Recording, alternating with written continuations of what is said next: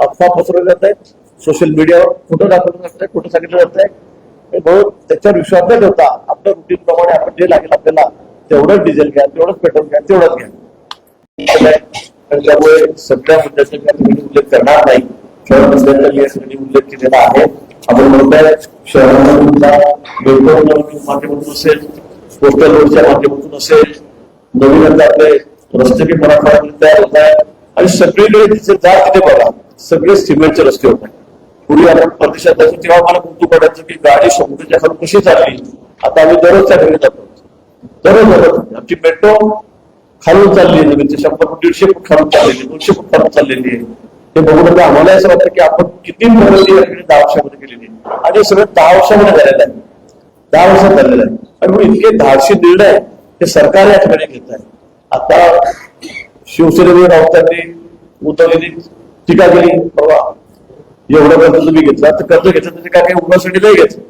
कामं किती होत आहेत, राज्य किती प्रगती करत आहे, सगळ्या सोयीसुविधा किती उपलब्ध होत आहेत हे पण आपण बघितलं पाहिजे. आणि म्हणून मला असं वाटतं की हे सर्व राज्याच्या विकासासाठी या ठिकाणी चाललेलं आहे. माननीय देवेंद्रजी यांच्याबद्दल मी काही जास्त फार बोलणार नाही. आपण सर्वांनाच कल्पना आहे किती दूरदृष्टी असलेला नेता मुख्यमंत्री आपल्याला या ठिकाणी भेटलेला आहे. आणि बरोबर शिंदे साहेबही आहेत, पवारच्या वहिनी पण आहेत, सगळ्या महायुती मिळून या राज्यात.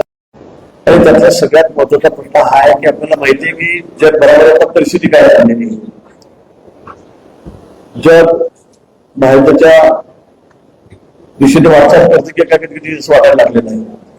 आज इराण असेल, इस्रायल असेल, इराक असेल, त्या ठिकाणी अमेरिका असेल, यांच्यामध्ये द्वंद्व पेटलेला आहे.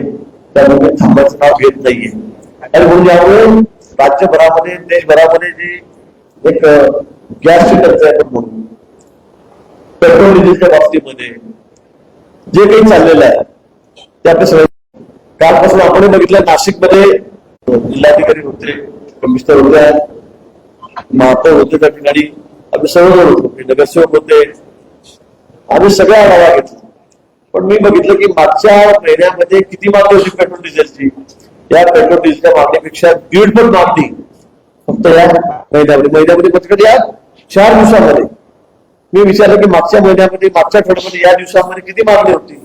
तर या ठिकाणी समजा एक अंदाजे मी सांगतो तुम्हाला की या ठिकाणी ज्या समजा 100 केसची मागणी असेल तर या 2 दिवसामध्ये 150 केस येऊन गेलेली. म्हणजे कृत्रिम टंचाई या सगळी पडेल. मला सगळ्यांना सांगितलं की जेवढं लागत असेल पेट्रोल डिझेल तेवढं आमच्याकडे आहे. अगदी मागच्या महिन्यापर्यंत परवापर्यंत जेवढं वापरतो तेवढं सगळं आहे, तेवढं साठा आमच्याकडे आहे. आमच्याकडे कुठे शॉर्टेज नाही. आम्ही कोणाला म्हणत 20-5 लिटर मागितलं की तुझा 5 घे का 5 लिटर घे, सगळा मोठा आहे. मागच्या वेळेपेक्षा मागच्या आठवड्यात आम्ही जे विकलं, ज्या वेळेला अशी परिस्थिती नव्हती, महिनाभरापूर्वी 3 आठवड्यापूर्वी युद्धाची परिस्थिती नव्हती, त्यावेळेला आम्ही जेवढं वाटत त्याच्यात 1.5 पट पेट्रोल डिझेल आता आमच्याकडे मागितलं जातं. त्यामुळे एवढी मागणी आल्यावर आपण सप्लायमध्ये शॉर्टेज पडतोय. डेपोने आम्ही विचारलं तेवढं आमच्याकडे माल मुबलक आहे, आमच्याकडे कुठलीही टंचाई नाहीये. माझी सर्वांना विनंती आहे, आपल्या माध्यमातून तुम्ही अगदी लोकांना आश्वासित करा, शाश्वत करा की या ठिकाणी कुठेही पेट्रोल डिझेल केरोसिन असेल काय कुठलीही टंचाई नाही, कुठलीही टंचाई नाही. पण आपण उगाच स्टॉक करून ठेवायचा, उगाच गाड्या फुल करून ठेवायच्या. जो अगदी आपण 10 लिटर वापरतो तिथे 40 लिटर घेऊन ठेवायचं. मला त्याची गरज नाही, आवश्यकता नाही. आपण जर रुटीन अगदी आपल्या रोजचं लागणारं पेट्रोल डिझेल जरी भरत गेलो, जे आपण ते भरतोय, तरी आपल्याला कुठे जायची गरज, धावपळीची अजिबात गरज नाही. ही परिस्थिती संपूर्ण राज्यामध्ये झाली की कुठेही टंचाई नाही. पण या सगळ्या अफवांमुळे, विशेष करून सोशल मीडियावर जे अफवा होत आहेत, जे शॉर्टेजच्या लाईनी दाखवतात, त्यामुळे लोकांना इतकं भीतीचं वातावरण झालेलं आहे की मी काय करून काय नाही, केवढं भरून देऊ केवढं नाही. सगळ्या पेट्रोल डिझेल बाबतीमध्ये, गॅसच्या बाबतीमध्ये सुद्धा सर्वांना मी घरपोच देऊ. आम्ही सर्वांना घरपोच देऊ, बुकिंग करा, आम्ही सर्वांना घरपोच लगेच त्या ठिकाणी गॅस देऊ. मी सगळ्या मित्र त्या ठिकाणी बोलवले होते, त्यांनी मला सांगितलं की साहेब 1.5 पट म्हणजे जिथे आम्हाला आज 33,423 सिलेंडर काल प्राप्त झाले. म्हटलं याच्या पुढे किती होते ते, म्हणजे एवढेच होत होते. त्याच्यामध्ये तेच फरक होतं, 30,000 होते, 33,000 आहे. याच्यामध्ये शॉर्टेज होणार नाहीये. पण आपण जे सगळे घरात 2-3 सिलेंडर असतील ते सगळे भरून ठेवतोय. घरामध्ये कुठे 18 किलोचा आहे, समजा 15 किलोचा आहे, तो आपली त्याच्यात 10 किलो स्वतःला 5 शिल्लक असेल तरी सुद्धा आपण तो घेऊन जातोय. आम्हाला परत बरोबर सांगतोय आणि तिथे सगळे दुकानावर तिथे गर्दी करतायत. त्यामुळे सगळी सेवा ही विस्कळीत झालेली आहे. ट्रान्सपोर्टिंग सेवा सुद्धा त्यामुळे विस्कळीत झालेली आहे. विरोधचं म्हणणं की आम्ही कोणालाही एकच मागे पुढे करणार नाही, जसं आता ड्युटी चाललं मी तसंच करू, तसंच देऊ. पण आपण थोडं सगळ्यांनी शांतता ठेवायची आहे. कुठेही गॅसचं शॉर्टेज नाही, शॉर्टेज नाही. आम्ही आपल्याला देणार आहोत, आमच्याकडे स्टॉक तेवढा देतोय, आजपर्यंत तेवढा देतोय. पण या ठिकाणी आपण थोडा जर शांतता ठेवली आणि थोडस नियम पाळला तर मला वाटतं त्याच्यामध्ये कुठेही असं नाही. पण सगळा प्रॉब्लेम जो आहे तो हा सगळा पॅनिकमुळे आहे. सगळ्यांना असं आश्वासना वाटते की काय होईल, कसं काय होईल, आणि त्यामुळे सगळे लोक जाऊन तिथे जाऊन मोकळ्या घालतात आणि मग त्यांना बुकिंग करावी लागते. का त्या कॉम्प्युटर आहे, सगळं ऑनलाईन आहे, आणि त्यामुळे मग असं तिथे गेलं की लगेच गॅस आहे, तसं काही करता येत नाही. आणि म्हणून लोकांना असं वाटतं इथे गॅस मिळतच नाहीये. आणि म्हणून माझी अजूनही विनंती आहे की आपण सर्वांना बुकिंग करा, तुम्हाला घरपोच त्या ठिकाणी गॅस मिळेल. गॅसच्या बाबतीमध्ये कुठेही प्रॉब्लेम नाहीये. बुकिंगचे प्रॉब्लेम आहे, तुम्ही बुकिंग वेळेवर केली पाहिजे. तुम्ही सांगितलं तर त्यावेळेमध्ये आम्ही तुम्हाला त्या ठिकाणी तुम्हाला सिलेंडर घरपोच देणार आहोत. काही गाड्या आमच्याकडे रस्त्यामध्ये लोक थांबून सिलेंडर उचलून घेतात. लॉ अँड ऑर्डरचा प्रश्न निर्माण झाला, काही गरज नसताना. आणि आम्ही तुमच्या घरी येऊन देतो, लोक गावातल्या बाहेर येतात, ते गावात दूध काढून घेतोय. हे रोकडा पैसे आमच्याकडून. मला वाटतं असं करून चालणार नाही. परिस्थिती आपल्याला सर्वांना कल्पना आहे, हे काही आपल्या हातातलं नाही. हे सगळ्या युद्धामुळे त्या ठिकाणी सगळी परिस्थिती निर्माण झालेली आहे. आणि म्हणून माझी आपल्या सगळ्यांना विनंती आहे की कुठेही काही शॉर्टेज होणार नाही. आपण फक्त थोडा संयम ठेवावा. आणि अजूनही विचार करतो थोडं वापरामध्ये थोडं शॉर्टेज केलं ते अजून अधिक बरं नाही. कारण आपण समजून घ्या परिस्थिती जगभरामध्ये तशीच आहे, फक्त की आपल्या देशाची परिस्थिती अशी नाहीये. जगभरामध्ये परिस्थिती आपल्यापेक्षा खूप गंभीर आहे. पण आपल्या केंद्र सरकार असेल, आपल्या केंद्राचे अधिकारी आहेत, राष्ट्रमंत्री आहेत, सचिव आहेत, हे कशा पद्धतीने काम करतात आपण टीव्ही बघताय. त्यामुळे आपले जहाज येत आहेत, क्रूड ऑइलचे येत आहेत, पेट्रोल डिझेलचे टाकणी येत आहेत, गॅसचे पण येत आहेत. आणि त्यामुळे मला असं वाटतं की आपल्याकडे कुठे फार अडचणीत आपण सामोरं जावं लागणार नाही. पण थोडी शांतता निश्चित आपल्याला घ्यावी लागेल, थोडा संयम आपल्याला ठेवावा लागेल. आपलंच काम आहे, हे राष्ट्रकार्य आहे. राष्ट्रावर सुद्धा संकट समजा, ते समजून आपण थोडं वापरामध्ये काटकसर केली तर ते अधिक बरं होईल. कमर्शियल गॅसच्या बाबतीमध्ये थोडं शॉर्टेज आहे. जे हॉटेलला लागतंय, ते इंडस्ट्रीला लागतंय, त्या बाबतीमध्ये थोडं शॉर्टेज या ठिकाणी. पण प्रायोरिटी आपण दोघांची दिली की लोकांना स्वयंपाक करता आला पाहिजे, त्या रोजच्या गरजा आहेत त्या भागल्या पाहिजेत. आणि म्हणून या ठिकाणी कुठलीही शॉर्टेज त्या गॅसच्या बाबतीमध्ये नाही. पुन्हा मी आपल्या वतीने सर्वांना या ठिकाणी सांगू इच्छितो आहे. अजून काही असेल जसं आपण रॉकेल पहिल्यांदा या आपत्ती परिस्थितीमध्ये सरकारने रॉकेलचा एक कोडा दिलेला आहे. मला वाटतं आपण किती 350 केन रॉकेल काल या ठिकाणी आलेला आहे. तो सुद्धा आपण वापरू शकतात. रॉकेलचा वापर करून आपल्याला काय असेल, फारच कुठे काही प्रॉब्लेम असेल ते करू शकतात. इलेक्ट्रिकच्या शेगड्या सुद्धा आता आपण वापरायला मोठी सुरुवात केलेली आहे. मला वाटतं जितक्या प्रमाणे कुठल्याही पद्धतीने आपण आपली गरज भागवू शकतो आहे. पण मला वाटतं की फार दुकानावर गर्दी करून, डिलरवर गर्दी करून हा प्रश्न सुटणार नाही. आपण बुकिंग करा, आपल्याला घरपोच गॅस सुद्धा आमची राहील. पाईपलाईनच्या माध्यमातून गॅस आता आपण सगळ्या शहरांमध्ये आपण सगळ्या लाईन टाकतोय. अनेक शहरांमध्ये आता सिलेंडरपेक्षा गॅस पाईपलाईनचा जास्त महत्व दिलं जातं. ते 12 महिने 24 तास सुरू राहतं. त्यामुळे मला असं वाटतं की ते सुद्धा कनेक्शन आता लोकांनी आपल्या या ठिकाणी घ्यावे, नाशिककरांनी या ठिकाणी घ्यावे. आणि त्यातून मग सिलेंडर संपलं, आणा द्या ही करण्याची आपल्याला पुढे भविष्यामध्ये गरज राहणार नाही.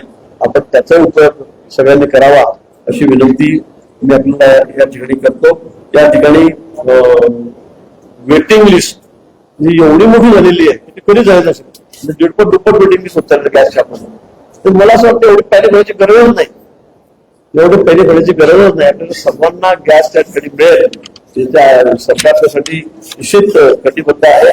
काही झालं तरी या बाबतीमध्ये कोणाची फार त्रास होणार नाही याची जबाबदारी केंद्र सरकार असेल, राज्य सरकार असेल, त्यांनी आम्ही घेतलेली आहे. आता पेट्रोल डिझेलच्या बाबतीमध्ये मी सांगतो की जेवढी मागणी आपली मागच्या तेवढं आपण देतो. पुन्हा सांगेल माझ्याकडे सगळे आकडे आहेत.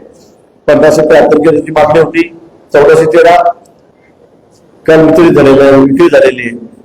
डिझेलच्या बाबतीमध्ये 2931 केएलची मागणी होती, विक्री 2700 झालेली आहे. म्हणजे कुठं फरक नाहीये. पण मागच्या बघितलं गेलं या दिवसामध्ये त्याच्यापेक्षा दीडपट मागणी किंवा दीडपट आपण पेट्रोल डिझेल हे गाड्यामध्ये भरतोय आणि म्हणून अशा पद्धती उत्तीर्णते असे म्हणता येईल आपण स्टॉक करून ठेवतोय त्यामुळे निर्माण झालेले आहे. पण हा विषय अतिशय महत्वाचा आहे. आपण विनंती केली की याला पुढचं हेडलाईन देऊन किंवा फक्त चौकटून जर हा प्रश्न हा विषय जर लोकांसमोर ठेवला तर मला वाटतं हे सगळं सुरळीत या ठिकाणी तर आपल्याला या ठिकाणी करता येणार आहे. आणि म्हणून कोणीही पॅनिक होण्याची गरज नाही, कोणी काळजी फार करण्याची गरज नाही. आपण फक्त थोडा संयम दाखवला तर मला वाटतं येणाऱ्या आठवडाभरामध्ये प्रत्येक सुटणार आहे. सगळे जायला सुरुवात होते, पुढे बोलणे सुरू आहेत बोलतोय आंतरराष्ट्रीय स्तरावर. आता सगळ्या गोष्टी सुटतील आणि म्हणून आपण त्याला चांगली प्रसिद्धी पुन्हा अशी आपल्याला विनंती करतो. आपले काही प्रश्न असतील तर सांगा.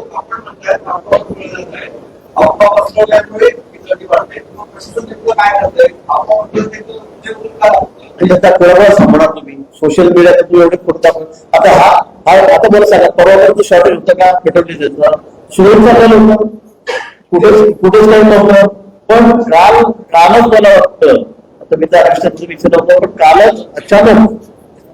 अचानक कुठे सोशल मीडियावर असं दाखवलं गेलं की संपणार आहे शॉर्टेज आणि इतक्या लाईनी लागल्या की रात्री मारामाऱ्या भानगडी पोलीस ठेवायला लागले. आता मला सगळं आलेलं सगळ्यांना पण पेट्रोल येत आहे कुठे शॉर्टेज आहे का नाही. मी मनमाड डेपोला साहेब आमच्याकडे तयार आहे विचारून घ्या.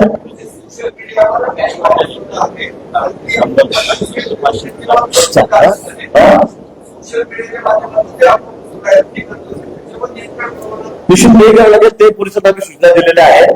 काय म्हणजे जाणीवपूर्वक आता मागच्या काळात मी उड्यात आता युद्धजन्य परिस्थिती आहे. काँग्रेसने याला सुरुवात केली सिलेंडरची अंत्ययात्रा काढा, बोर्ड लावा, चप्पल जोडे मारा. अरे मला वाटतं की अशा परिस्थितीमध्ये आपला पक्षभेद विसरून राजकारण विसरून सगळ्यांची आपली जबाबदारी आहे. हे राष्ट्राचं संकट आहे, आपण सगळ्यांनी एकत्रित राहायला पाहिजे. पण लगेच 15 दिवसापूर्वीच त्यांनी सगळ्या अंत्ययात्रा काढायला सुरुवात करून टाकली आणि त्यामुळे मग लोकांमध्ये थोडंसं लोक पॅनिक झाले.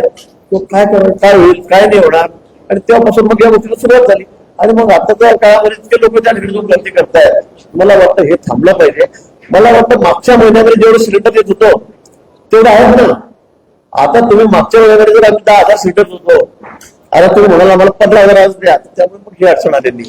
खरं म्हणजे कुठेही शॉर्टेज नाहीये, कोणाकडे गॅस नाही सगळ्याकडे असं नाहीये. कमर्शियल मी मला मान्य आहे हॉटेलमध्ये थोडा प्रॉब्लेम आहे, कमर्शियल द्यायला इंडस्ट्रीमध्ये प्रॉब्लेम आहे, तो शोधण्याच्या दृष्टीने सरकार प्रयत्न करत आहे. पण डोमेस्टिकला कुठे ज्यामुळे जास्त लोक त्याच्यामध्ये होत आहेत त्याच्यामुळे तसं काही कुठे नाहीये. आणि म्हणून मला वाटतं या सगळ्या गोष्टीवर कोणी विश्वास ठेवू नये. अफवा पसरवल्या जात आहेत, सोशल मीडियावर खोटं दाखवलं जात आहे, खोटं सांगितलं जात आहे. म्हणून त्याच्यावर विश्वास न ठेवता आपल्या रुटीन प्रमाणे आपण जे लागेल आपल्याला तेवढंच डिझेल घ्या, तेवढंच पेट्रोल घ्या, तेवढंच घ्या.